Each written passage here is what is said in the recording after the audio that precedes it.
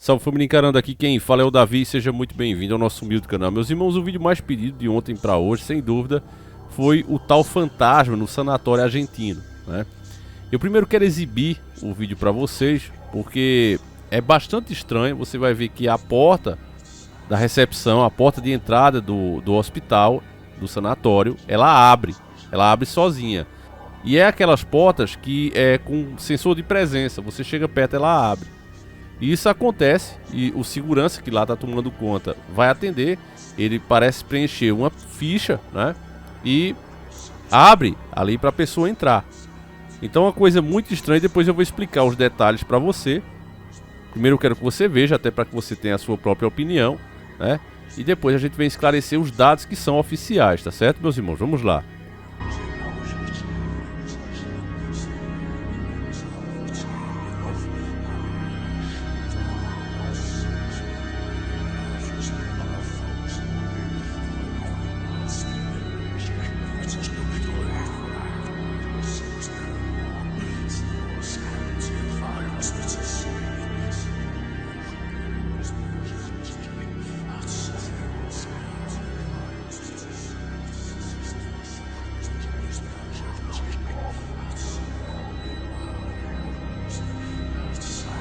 Bom, meus irmãos, com certeza quem não tá por dentro da história pode dizer: ah, o cara tava fingindo, a galera fez isso aí pra aparecer, pra chamar a atenção.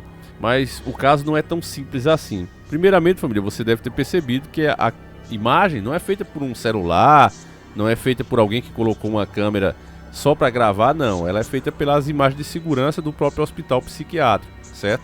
Então, empresas assim têm um nome a zelar. Quem tá ali não é o dono do hospital, não é a diretoria, é um segurança pago, né, para fazer o monitoramento. Então esse é o primeiro ponto. Fica sempre geralmente assim, né? As empresas que eu conheço, fica dois ou três, quatro guardas fora, um dentro e um no setor de câmeras. Então é uma empresa que presta esse serviço. De repente, a porta, que como eu falei no começo do vídeo, ela tem um sensor de presença. Você chega perto, ela abre. Foi detectada alguma coisa ali, que a porta abriu. Em seguida você vê que o homem estava vendo alguma coisa, porque ele foi lá atender. Ele chega inclusive a tirar ali aquela fita, né? E pede para a pessoa entrar. Depois você percebe que ele pega uma cadeira de rodas, né? E leva, porque ele diz, né? Tá atendendo uma senhora. Embora as câmeras não estejam pegando nada, o que ele enxergava era uma senhora e que precisava ser atendida. Outro ponto, que esse sim é o que arrepiou as pessoas e fez o caso ganhar essa repercussão toda, inclusive internacional, é por isso que a gente está sabendo da história, é porque os dados que ele preencheu ali na ficha batia com os dados de uma senhora que tinha falecido, acabado de falecer apenas 3 horas antes. Os dados que o suposto fantasma passou para ele, entenda bem, batiam com os de uma senhora que tinha falecido apenas 3 horas antes, meus nobres e queridos irmãos. Então ele mesmo ficou chocado quando ele entrou em contato com outros funcionários para saber: olha, a senhora conseguiu chegar aí no quarto 915 porque o fantasma queria ir nesse quarto. E aí quando ele entrou em contato com os outros funcionários, os caras disseram: não tem ninguém chegou aqui no andar. Tinha uma senhora, eles tinham, senhora de nome fulana de tal, queria ir pro quarto 915. E o que foi que aconteceu? Aí foram olhar nas câmeras e viram aí que ele estava atendendo literalmente nada.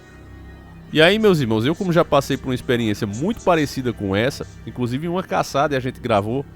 É por isso que os inscritos mais antigos que acompanharam o nosso quadro, né, pedem a volta dele até hoje, meus irmãos. Mas realmente é uma coisa complicada quando você vai atrás de alguma coisa real. A gente fez essa investigação até no Astra mesmo, e eu vi justamente em uma área que teve vários acidentes bobos e as pessoas perderam a vida, porque é uma reta, aí tem uma árvore, uma entrada para a direita que não afeta em nada o percurso, e as pessoas morrem de frente a essa árvore. Já tem 3 cruzes lá. A gente explicou a história do lugar.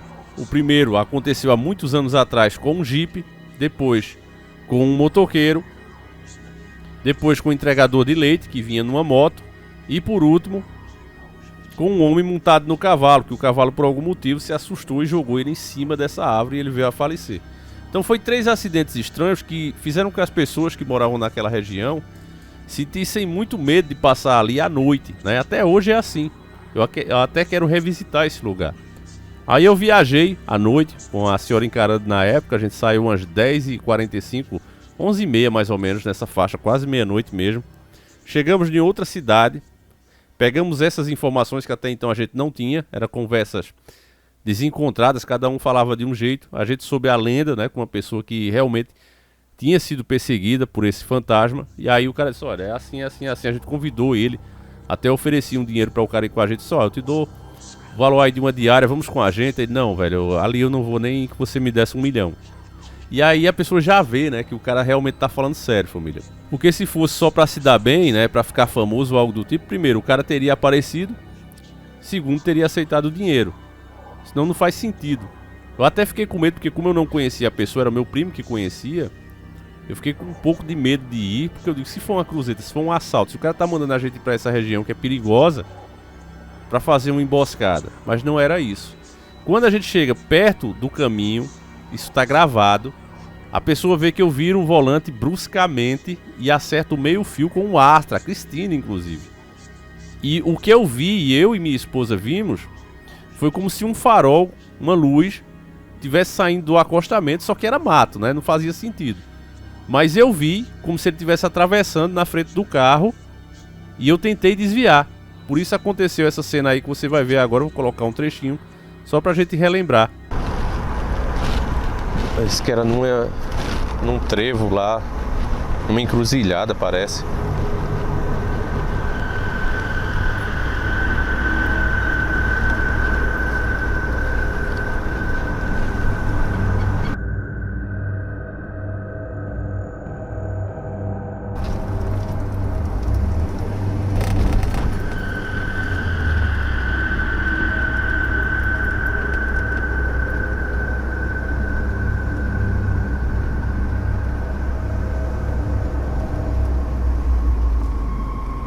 Mais ou menos por aqui.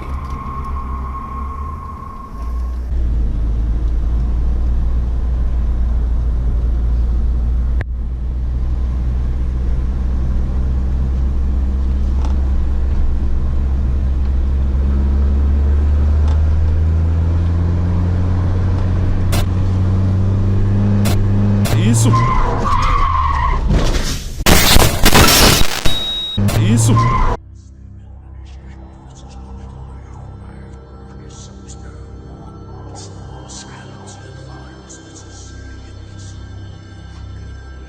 Até hoje, família, eu não sei explicar porque a câmera não pegou nada. Eu e ela vimos isso e a câmera não pegou nada, luz, nada. Você vê aí, é como se eu simplesmente surtasse e virasse o volante. É por isso que muitas pessoas que não entendem de espiritualidade, não sabem dos fenômenos reais, querem imagens dessas coisas, ou até tem, né, o casos estranhos, pessoas se comportando de formas estranhas, e diz, olha, não tem nada provado sobre o sobrenatural, porque o que dá pra ver aí é uma pessoa se comportando estranhamente. Mas o que levou essa pessoa a fazer isso é o que não se leva em consideração. Foi o nosso caso.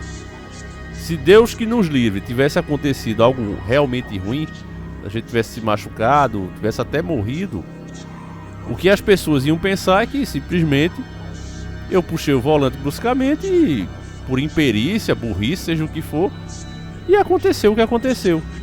Porque nós, querendo ou não, família, somos ensinados desde o começo a sempre colocar a culpa na vítima. Quando uma pessoa tira a vida da outra, quando acontecem essas coisas ruins, né, com pessoas até conhecidas, as pessoas já dizem logo, mas qual era a bronca? O que foi que ele fez? Quer dizer, é como se fosse uma punição, né, para a vítima. Ao invés de punir o culpado ou procurar o culpado, vamos colocar a culpa na própria vítima e a gente já está liberado. É mais ou menos assim que funcionam as coisas no Brasil. Então eu não parei com o quadro, família, a gente só deu um tempo, né? É preciso se preparar melhor para essas coisas, ter mais conhecimento, porque por mais que a gente leia, por mais que a gente vá atrás, quando você começa a se deparar com essas coisas, vem umas consequências também. O que é falado ali naquele filme Constantine, né, tem muito sentido quando ele diz que quando você vê essas coisas, elas também te vê. E de fato é assim, família, a gente sente os efeitos disso no dia a dia. Então a gente se preparou melhor. Já fiz algumas investigações aqui, tá para ir pro ar. Algumas já tem mais de um ano. Tem algumas eu acho que tem 3 anos. Mas eu vou ver como é que eu faço para colocar isso aqui no ar. tá certo? Para mostrar para vocês, meus irmãos. E eu só digo uma coisa: o sobrenatural, o paranormal existe. Eu tenho certeza que muitos de vocês já testemunharam, ou pelo menos já ouviram falar de pessoas que não costumam mentir. E disse: olha, essas coisas realmente existem, né? Vulto. E realmente é estranho. Algumas a gente ainda consegue pegar, principalmente quando é vulto, sombra, às vezes você consegue pegar. Mas tem alguns que realmente não dá. Não importa o ângulo da câmera, não importa que tipo de câmera seja, você não consegue pegar, né? Principalmente quando se trata de um poltergeist, família. Você não consegue ver ele. Você só vê os fenômenos estranhos acontecendo. Às vezes um copo virando, uma cadeira caindo do nada, como se fosse o vento, mas não tem brisa, né? Você percebe, não, a cadeira caiu aqui, mas não tem brisa. Eu lembro que uma vez, eu me arrepio até hoje, família, quando eu lembro, uma discussão que eu estava tendo com a minha mãe. E a radiola antiga que a gente tinha, e tem até hoje, depois eu mostro pra vocês, ela ligou sem estar na tomada, depois desligou. Então não sei se a descarga, né, da energia ruim, negativa, fez isso, eu não sei. Mas tem coisas realmente estranhas que a gente testemunha e simplesmente deixa passar, né, família? Até por não ter muita explicação, ou até mesmo estarmos muito presos na Matrix, né, no dia a dia, em outros assuntos. Enfim, família, deixa aí tua opinião, faço questão de saber. A gente volta amanhã, se assim o Criador permitir. Um abraço, fique com Deus e fui!